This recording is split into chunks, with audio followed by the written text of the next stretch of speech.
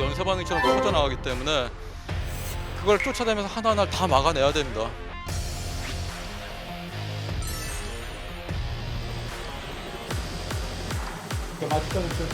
맥은 일단 잡고 올라가도록 하겠습니다.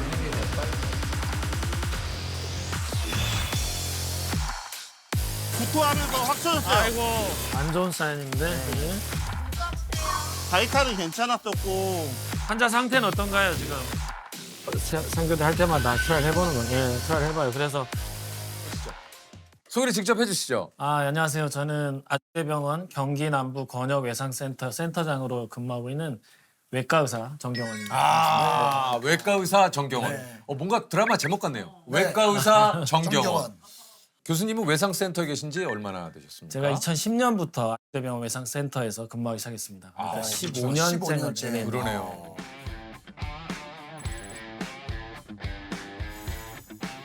중증 외상 환자입니다. 제가 지금 말하는 중증 외상은 ISS라는 기준을 합니다. 통상 15점이 넘으면 중증이라고 보고요. 사망률이 10%가 넘어가는 딱 그 포인트입니다.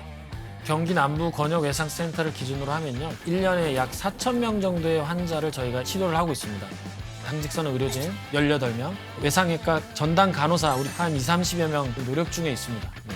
그런 모습을 뭐 이쁘게 보셨는지 감사하게도 제가 군의 간 시절이었는데 부대의 응급의학과 과장님이셨던 그분이 제게 외상외과에 대한 길을 제안을 먼저 하셨었어요. 그래요. 만나 뵙고 이야기를 들으니까 제가 하고 싶었던 또 일 중에 하나였고 좀 가슴이 뛰기 시작했습니다. 그래서 교수님께 다시 가서 그럼 어떻게 해야 합니까? 했을 때 지금 그 당시에 우리나라에 수련을 받을 만한 곳 하고 있는 곳이 유일하게 이제 수원에 있는 대병원 이국정 교수였기 때문에 연결을 좀 시켜주시겠다 해서 연락이 왔습니다. 뭐라고 얘기를 하셨어요? 이국정 교수님이 연락이. 이국정 교수님 전화를 받아서 아직도 제가 그 장면이 똑똑 기억나는데 이제 군의관이었으니까 군 병원에 복도에서 전화를 한 30분 넘게 첫 전화를 받은 기억이 있습니다. 첫 전화는 뭐 정리하면 이거 할 거냐? 확실하게 너 이거 할 거냐? 이 일 할 거냐? 근데 하지 마라. 이게 너무 아, 어렵고 처음에는? 힘들고 뭐 전쟁터 같다. 그리고 자기도 이 일을 하고 있지만 그만하고 싶은 생각 매번 하고 있다. 어렵다 하지 마라. 이렇게 하시는데 그 얘기가 첫 마디였지만 그 뒤에는 계속 회유. 예, 계속 이제 이 일을 하면 네네네. 이게 그리고 이제 최악을 던져놓고 네네네. 의지를 하지만 시험해 너 본 진짜 거죠. 진짜 이 일 할 거냐? 진짜 확실하냐? 이 길을 자네 이 길을 정령 가겠느냐? 하지만 그 뒤에 계속 근데 이게 이렇고 저렇고 제가 이제 전화 한 초반 한 첫 두 마디 지나고 나서는 제가 이제 머릿속에는 이거 하라는 거구나. 그러니까. 그런 생각을 저는 마음을 받았고 또 그 뒤에 계속 하시는 말씀 뭐냐면 정경원 쌤이 여기서 수련을 받고 나중에 외상외과 의사가 되고 하면 본인이 걸어온 것보다는 훨씬 이 일을 편한 상황에서 아니면 그 좀 갖추어진 상황에서 할 수 있을 것이고 그래서 제가 수련을 받으러 가겠다고 결심을 하게 됐고 2010년이죠. 2010년에 가족들은 좀 부산에 두고 저 혼자 일단 올라왔어요. 아니 이게 어떻습니까? 좀 직접 이국정 교수님의 전화를 받고 이제 직접 오셨는데 진짜 이국정 교수님 말대로 전쟁터였습니까? 네, 전쟁터였더라고. 전쟁터더라고. 그때 와 보니까 그러니까 제가 그 전에 이야기를 듣기로는 그래도 수원 아주대병원에 외상외과, 외상 교실이 있다 얘기를 들었지만 와 보니까 이국정 교수 그리고 응급의학과 전공의 한 명, 응급구조사 이 세 명의 팀을 이뤄서 그냥 그 외상외과라는 게 그러니까 제가 합류해서 이제 4명이서 그 일을 하게 됐고 교수님이 당직 서시고 교수님이 병원에서 당직 서시는 날은 제가 배워야 되니까 네네. 집에 못 가고. 그렇죠. 그리고 그 나머지 날은 제가 또 당직이니까 네네. 집에 못 가고. 네. 그래서 월화수목 금금금 이렇게 병원에 있는 생활을 하게 된 거죠. 진짜 안 좋다니까. 여기 전쟁터라니까 완전. 빨리! 중요한 시간입니다. 뭔가 저거! 중구난도 안 올 거면 그냥 앰뷸런스로 오다가 죽게 할게요, 그러죠. 한 분은 돌아가시고 한 분은 돌아가시기 직전에 우리 정말 아주 최악이네.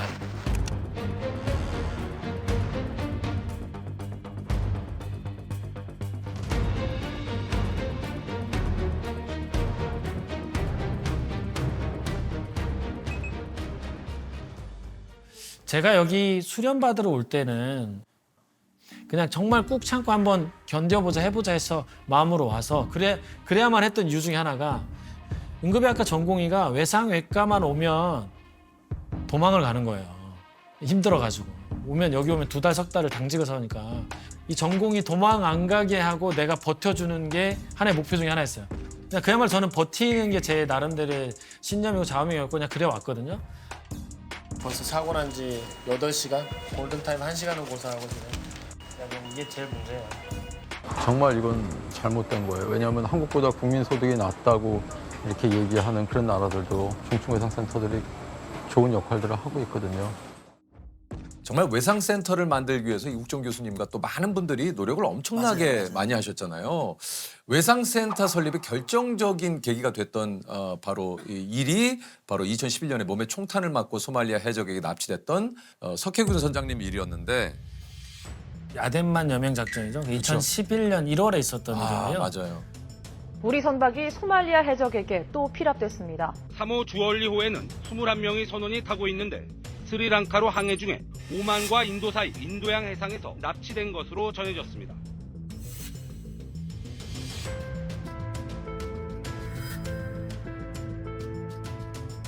청해부대가 피랍된 3호 주얼리호 선원들에 대한 구출 작전에 돌입해 구출 작전은 아덴만 해역에서 여명 시각에 맞춰 단행됐습니다. 최영함과 헬기에서는 어모 사격이 계속됩니다. 해적들의 눈을 피해 배에 오릅니다. 선원들이 인질로 잡혀 있는 선실로 접근합니다. 해적을 제압하고 인질을 구출합니다. 비슷한 시각 해적들은 석선장을 찾아내 조준 사격을 합니다. 이게 당시 그 모든 뭐 국민 여러분들도 그렇고 사실 마음을 졸이며 이 회복을 진짜 바랐었는데 이때 현장에 교수님이 계셨다고 그래요. 네, 이국종 교수님과 그리고 그 당시에는 이제 김지영 간호사 저하고 이렇게 3명이서 오만에 파견이 됐었습니다. 이게 당시에 그 선장님의 그 상태가 좀 어땠습니까? 많이 안 좋았습니다. 네, 많이 안 좋았는데 지금도 보면 저희가 이제 흔히 중증 외상이라고 부르는 그 환자 중에서도 가장 20-30% 내에 속하는 굉장히 100분위로 치면 그런 중증 환자셨고 그때 오만에 딱 가서 보니까 몸에 6발의 총을 맞은 걸로 알고 있는데 3발이 복부였죠. 그래서 대장과 간을 관통하고 복강 내 출혈과 염증이 굉장히 심한 상태. 그 전에 들었던 환자 상태보다 더 안 좋다는 느낌이었어요. 그리고 특히 옆구리 쪽으로 관통한 총상이 있었던 부위는 총알이 지나간 자리에 염증이 심해지고 감염이 생겨서 이제 괴사성 근막염이 막 오기 시작했어요. 그럼 이거 오면 굉장히 치명률이 높거든요. 오만이라는 낯선 나라고 또 한 가지는 그때 이슬람 국가였는지 어쨌든 하여튼 수혈 그 자체가 조금 어려웠어요. 적극적으로. 그래서 그런 여러 가지 때문에 이송을 결정을 했고 어렵사리 이송해 왔고요. 이번과 같은 장거리 긴급 후송의 경우에는 에어 앰뷸런스의 임대 비용이 수억 원에 이르는 것으로 알려졌습니다. 환자를 한국에 에어 앰뷸런스로 오자마자 바로 수술방으로 데리고 와서 그 부분들을 다 더러운 것들을 도려내고 씻어내고 다시 재봉합을 했던 그런 상황이었습니다. 이게 그 석혜균 선장님이 기억으로는 이제 한국으로 이송이 돼서 치료를 받으셨지만 한 달 정도 이렇게 의식불명에 빠지셨어요. 그 사이에도 의식을 좀 약간 깨고 하신 부분도 있었지만 궁극적으로는 이제 명료해지신 거는 한 달이 넘어서 걸린 것 같습니다. 그때 제가 그래 나름대로 그래서 생각했던 것은 나름 기도했던 것은 이 환자가 지금 온 국민의 주목을 받고 있는 그 유명한 어떤 배 선장이어서가 아니라 저 아직도 기억하고 연락을 하고 있는데 그 가족들 한 아내의 남편이자 아버지로서 치료를 좀 살아났으면 좋겠다. 저희가 늘 보는 중증외상 환자 중에 살아났으면 좋겠다는 마음으로 열심히 치료를 했고 다행히 생활을 하셔서 너무나도 기뻤고 명절 침대에서 눈을 딱 뜨니까 앞에서 선장님 여기는 대한민국입니다 하는 그 프레카드를 봤어요. 많은 사람들이 나 때문에 애를 썼구나. 고마움을 느끼고 아니 어쨌든 이제 석혜균 선장님의 일 이후로 우리나라에 이제 외상센터 그리고 닥터 헬기 이때 처음 생기게 된 거죠. 네네네. 기존의 중증 외상 환자들이 발생을 하면 기존의 응급으로 체계하에 이송이 되고 그쪽으로 와서 치료를 받게 됐는데 우리나라의 응급실로 와서 응급으로 센터에 와서 사망하는 환자들을 보면 크게 3가지 원인으로 볼 수가 있습니다. 심혈관 환자. 그러니까 심장마비죠. 심근경색, 그리고 뇌혈관, 뇌졸중, 중풍 이런 분, 그리고 그 다음으로 가장 많은 환자가 중증외상 환자인데 이 세 환자 그룹의 환자들이 다 기존에 같으면 응급의료센터, 응급실에 가서 처치를 받았는데 이 세 환자군 중에 중증외상은 기존의 응급의료센터, 응급실 개념으로 환자를 그곳에 환자를 치료받다 보니까 시간적인 여유가 없고 여러 구성원들이 동시에 투입해서 한꺼번에. 환자를 처치해야만 살 수 있는데 그렇지 못하다 보니까 연락했더니 우리 의료진이 없고 뭐 병원이 뭐 상황이 이래서 못 받습니다. 다른 데 가십시오 하는 이 찰나를 못 견디는 가장 위험한 환자가 중증외상 환자입니다. 그러니까 심근경색 환자나 뇌졸중 환자는 소위 골든타임, 골든아워를 한 4시간 정도까지 볼 수 있습니다. 그러니까 도어투 카테터 뭐 이렇게 얘기하는데 와서 어딘가 막힌 부분을 처치하는 데까지 한 4시간 안에 처치를 하면 환자의 그 생존율과 사망률과 크게 차이가 없더라. 하지만 외상 환자는 골든 아워라는 말이 더 맞죠. 1시간 이내 어쨌든 처치가 들어가야 되는데 1시간 이내에. 그래야만 생존율이 극대화되고 좋아지는데 이 1시간도 우리가 오해하시는 부분이 병원에 도착해서 1시간이 아닙니다. 사고 난 순간부터예요. 그러면 병원 전 단계 이송이 보통 2~30분 되게 소요되거든요. 그렇죠. 그럼 그때부터 시작이기 때문에 그러다 보니까 이미 전화해서 다른 병원, 우리 병원 안 돼요. 그 순간 이 환자의 생존율은 2% 이렇게 떨어져 나가는 거예요. 이게 이제 2014년에 목동국병원에 권역 외상센터가 처음 생기기 시작해서 아주대병원에 2016년에 네. 외상센터가 생기고 현재 국내 17개의 권역 외상센터가 있다고 합니다. 저희 지금 우리 외상센터에 팀원들이 좀 충원이 돼서 4명이서 근무하다가 지금은 뭐 그 안에 외상외과 당직선 의료진 18명, 외상외과 전담 간호사 우리 한 20~30여 명 있습니다. 외상센터에는 주로 심한 외부의 손상으로 인해서 몸에 심한 손상을 입은 환자들이 오게 되는데 주로 한 30~40%는 교통사고 환자고요. 제일 많은 건 교통사고 환자고 30% 정도가 추락 환자, 그리고 나머지 20%, 30%가 이제 폭행 당했다든지 몸에 뭔가 칼에 찔렸다든지 어떤 물체에 깔렸다든지 이런 기타 환자들이 되겠습니다. 예. 지난해 최소한 3,000명 이상의 환자가 외상센터를 통해서 입원을 했습니다. 그러면 하루에 한 10명꼴은 되겠죠. 그래서 올해는 지난해보다 더 환자가 늘어가는 것 같습니다. 그래서 매해 늘어왔고 이런 일들이 비일비재하게 일어났다는 거죠. 네.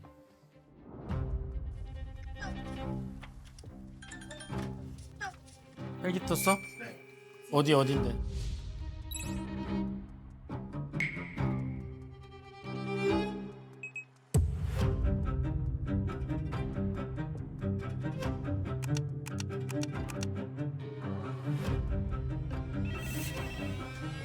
헬기 이송하려고 하는데 지금 위치 어디세요? 저희가 오기 전에 준비를 해야 돼서 그러니까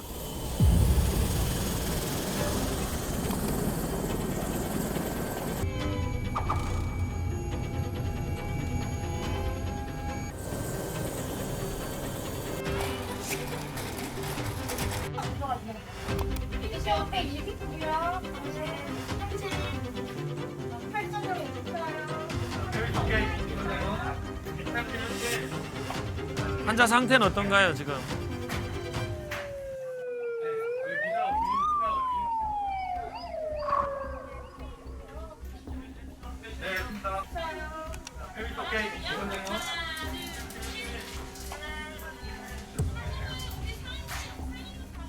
이름이 뭐예요? 이름 한 번만 얘기해 보세요. 뇌압이 올라가서 뇌가 이제 머리 손상이 있겠다. 아주대 외상센터가 전국 닥터 헬기 중에 가장 많이 출동을 한다고 해요. 이게 573번 출동을 해서 많은 환자를 또 살려냈다고 합니다. 저희 아주병원 제가 근무하고 있는 얘기를 해서 죄송합니다. 이게 이제 약간의 자랑질이 좀 들어가요. 얘기하셔야죠. 자랑할 건 자랑해야죠. 저희 아주대병원 외상센터에 어쨌든 내원하는 중증 외상 환자는 지금은 2번, 3번 묻지 않고 수용을 하고 저희가 그 시간을 줄이고자 이송 시간을 줄이고자 그 8개 닥터헬기 운영 병원 중에 저희 병원은 유일하게 외상센터 의료진이 닥터헬기를 운영을 합니다. 그리고 24시간. 24시간이요. 그 헬기를 통해서 환자를 이송하기 시작한 건 사실 석혜윤 선장 그 이후에 2012년부터 했었습니다. 그때는 경기 소방 헬기를 통해서 이송을 했었는데 불을 끌어도 가고 구조를 위해서라도 가는 미션들이 있기 때문에 헬기가 오는데 10에서 15분 이상의 시간이 걸렸어요. 그것들을 제가 센터장 되고 나서 2022년부터 좀 새롭게 정비를 했습니다. 병원 전 단계 이송 과정을 단 5분에서 10분이라도 줄여보고자 헬기를 병원 안에 주기를 시켰어요. 병원 안에 파킹을 해놓고 저희가 바로 탑승을 하고 환자를 처치하러 갈 정도까지. 근데 이게 저희가 한 5분에서 한 10분 정도를 이송 시간이 이러니까 당겨지더라고요. 이 결과는 정말 굉장히 어마어마합니다. 왜냐면 1분 1초가 정말 병원 전 단계에서 외상 환자가 출혈을 하면서 오는데 이전에 소방헬기를 타고 환자를 이송하러 가면 헬기를 착륙할 때 저기서 구급대원이 환자를 데리고 오는 게 보입니다. 근데 그 전에 분명히 의식이 있었고 환자가 심장이 뛰고 있었는데 오는 순간에 팔이 뚝 떨어지는 게 보여요. 들것에서 태워가지고 모니터를 걸어보면 심장이 멎어 있거나 그렇습니다. 그러니까 이걸 줄여보고자 저희가 5분 10분을 줄여가면서 닥터 헬기를 그렇게 운영을 좀 시스템 정비하다 보니까 건수도 늘어나고 여러 가지 이제 좋은 결과들을 나오게 됐었죠.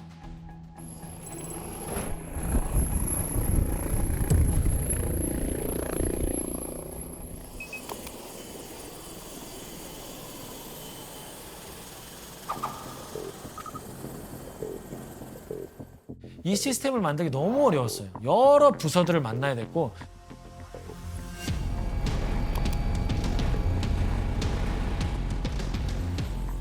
의식은 어때요? 그대로 똑같아요. 똑같아요?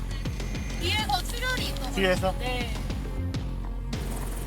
환자분 눈 떠봐요. 환자가 후했어.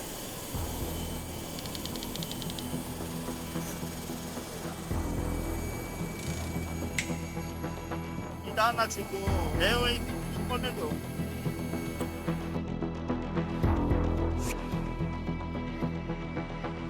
수술방까지 빨리 이동해서 처치를 할 수 있도록 트랙을 만들어놨고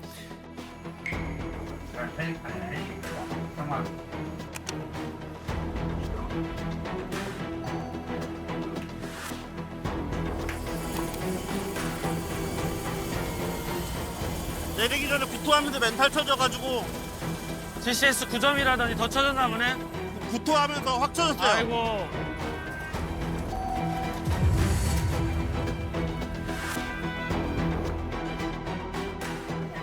리다 하나 그리고 석시 하나 들어갔어요. 이 시계가 원래는 수술실에 들어가는 시계입니다. 이걸 우리 소생실에도 달 수 있을까 알아보니까 가능하다 해서 달았고 외상 환자 들어오는 데부터 시간을 잽니다. 그래서 지금 원칙은 우리 외상 소생실에서는 1시간 이상을 머물지 않습니다. 그 안에 수술이 필요하면 수술실로, CT가 필요하면 CT, 중환자실로 가야 되면 중환자실 이렇게 이동하게끔 모든 프로토콜을 갖추고 훈련을 하고 있고 누구나 맞을 수 있는 O형 혈액을 가져다 두었습니다. 외상센터 시작과 함께. 가릴게요. 음식 들어가면 다 나옵니다.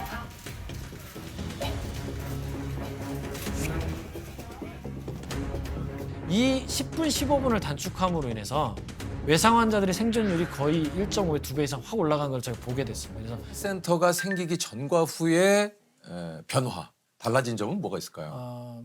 많이 바뀌었죠. 특히 뭐 저희가 처음에 외상센터를 만들 때 미국에 있는 외상센터 모델을 벤치마킹해서 만들었습니다. 시작은 그들보다 못했어요. 사망률이 그때만 해도 1.8배 이랬습니다. 제가 조사를 해보니까 1.8배 정도의 사망률이었는데 근데 지금 2020년 이후에 저희가 통계를 해보면 0.52, 0.54 이렇게 사망률이 나와요. 이거는 굉장히 저희가 이 얘기를 외국에 있는 석학들과 이제 학회나 이런 데 가서 얘기를 하면 굉장히 놀랐고 그래서 일본이나 싱가포르에 있는 이런 이쪽 관련된 의사들은 저희한테 와서 오히려 배우고 교류하자는 얘기들을 하는데 그런 것 같습니다. 제가 외과를 선택했고 외과 수련을 받고 또 그 이후에 모든 삶을 되돌아보면 오히려 이전보다도 제가 하고자 하는 일에 다가가면서 더 힘들고 더 잠 못 자고 더 여러 가지 어려운 건 맞고 저를 통해서 저희 가정이나 고생하는 건 더 많아지는 것 같지만 그럼에도 행복한 것 같습니다. 그 환자들은 살 수 있는데 아직도 죽어가는 그런 죽음이 있거든요. 그래서 그 천재의사 백강혁 같은 천재의사 한 명으로 되어진 게 전혀 아니고 이 일들을 할 수 있는 여러 사람들이 모여서 시스테마틱하게 체계적으로 돌아가야만 전체적인 생존율을 끌어올릴 수가 있겠더라고요. 그래서 이것들을 움직이는 건 사실 우리 국민들이잖아요. 지속적인 관심과 격려를 부탁드리고 알아주셨으면 좋겠습니다.